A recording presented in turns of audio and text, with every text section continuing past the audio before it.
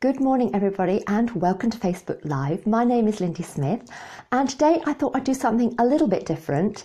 I'm about to bake a chocolate fudge cake for tomorrow's class and I thought I'd pop on and talk to you about changing cake recipes for different sizes of tins like these ones here. It's a question I'm always asked. There was a chart to help you do this in my Cake Decorating Bible book, and I've also got a blog that gives you this chart as well, which I will talk through in a moment once I've introduced what I'm going to be doing today. So if you are online and you'd like to say good morning to me, please send me a thumbs up, give me some encouragement. I love to know that you're on here. Now this is a blog that I wrote, I think about 8-9 years ago, and it's incredibly popular. It's always been shared and it's helped an awful lot of people. So that's why I thought I'd explain how it works to you. So what I'm going to do is I'm going to, first thumbs up, thank you very much. I'm going to flip the camera and show you how the chart works. So just bear with me while I do that.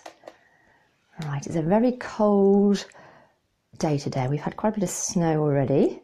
Oh, there we go. Right, so this is a printout from my blog, which you can do if you go to the blog. I will give you the link later. There's a print button at the bottom and you can print exactly the same piece of paper that I've got here. So that's the beginning and this is the chart. So I'll just show it like that. I'm going to put it on my stand to stop me wobbling. And the way this works is that you take your recipe that you know gives you a certain height of cake. So I'm going to take the 8-inch, which is this one here. So that's the 8-inch 20 centimetre cake, and that will bake me a round or petal shape as 8-inch. If it's a square or hexagonal, it'll give me a 7-inch. So if you follow the cross here, and if I'm doing a ball cake, it'll give me a 6-inch or 15 centimetre ball. So that is one quantity of recipe. So it can be any recipe. The reason I've used 8 inches is because most of the recipes that I use in my books and the ones that are on the website, they're all based on 8-inch cakes. But if your standard recipe is, say, a 7-inch, then you just use the same multipliers. Now, if I wanted to bake, say, a 10-inch cake, so I just move the ruler down and I follow across here, and that tells me if I want to bake a 10-inch round, for example, I look at the 8-inch recipe here, and then the 10-inch and follow it across will tell me that I need 1.5 times the quantities in my 8-inch recipe. Does that make sense to everybody? The converse is true if you want to go smaller. So if, for example, I've got my 8-inch here and I want to bake a 6-inch or maybe 2 6-inches. So if I go up along here, I've got a 6-inch, I move that down, there we are. I've got the 6-inch 15 centimetre recipe, and across here you'll see that it's half the quantity of an 8-inch. Now what I often do, of course, is to get the taller cakes these days, is to bake 2 6-inch cakes. So actually I need this tells me that I need one quantity of 8-inch recipe to give me 2 6-inches. Okay, so if I was going smaller, up here it tells me what the 4-inch one is, which is here. So that's a quarter of the 8-inch recipe. Now if I'm going smaller than that, up to say 3 or even smaller, then what I tend to do is not divide it even more. I tend to make the recipe, because obviously there's a bit of effort involved in baking a cake and mixing, is that I tend to bake more than I need and then pop some of those into the freezer or give to friends.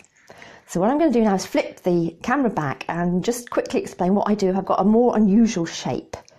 So let me just flip that back, if it'll allow me. Oh, it's not allowing me. There we go, I'm back again.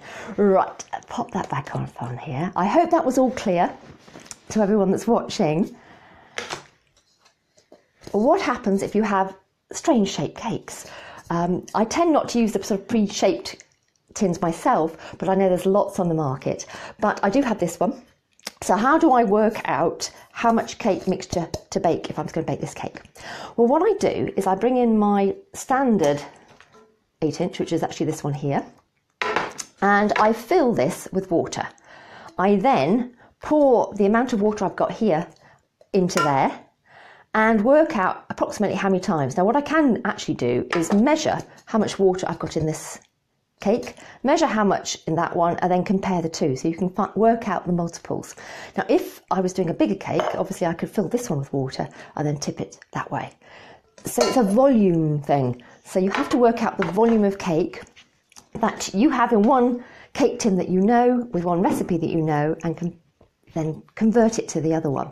Now, obviously you can use your own recipes, you don't have to use mine. It's just knowing what your starting point is and then using those multipliers that are on the chart that I've just shown you, and I will give you a link to, or when I get on the computer a little bit later. I hope you found that useful, and if you've got any questions, do hop on afterwards and let me know what they are, and I'll do my best to answer them. That's all I've got today. I've got to go and bake a cake now, a chocolate fudge cake, which is my favourite and still is after all these years of baking it. So I must go and do that. I hope you have a good day too. Goodbye for now.